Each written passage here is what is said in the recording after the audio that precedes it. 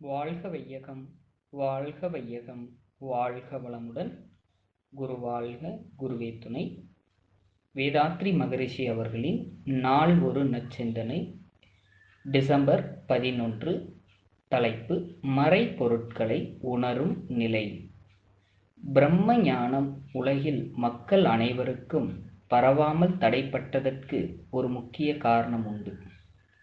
அதை உணர்ந்து கொண்டு தக்க முறையில் அந்த தடைகளை களைய வேண்டும். தடைக்கு காரணங்களாவன: அனைத்தியக்க அருட்பேராற்றலான இறைநிலை பிரம்மம், அதிலிருந்து தோன்றிய விண் சுழலிலிருந்து தோன்றிய காந்தம், காந்த தன்மாற்றங்களாகிய அழுத்தம், ஒளி, சுவை, மனம், இவற்றின் கடைசி அலை இயக்கமாகிய மனம், அதாவது மைண்ட். இவை அனைத்தும் மறைபொருட்கள். இவை இல்லை என்று மறுத்து கூற முடியாது. இவை உள்ளன என்று புலனறிவுக்கு எடுத்து காட்டவும் முடியாது.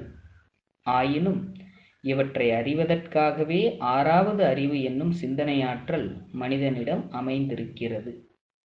5 புலன்கள் மூலம் தோற்ற பொருட்களை உணர்வது ஐயறிவு. புலன்கள் மூலம் உணரப்பெறும் பொருட்களுக்கு மூலமான மனம், காந்தம், விண், மெய்ப்பொருள், இவற்றை உணரக்கூடிய அறிவுதான் 6வது அறிவு. புலன்களால் பொருட்களை உணரும் போது மன அலைச்சுழல் மிக விரைவாக இயங்குகிறது. அதை விரைவு நிலையில் மறைப்பொருட்கள் விளங்கா.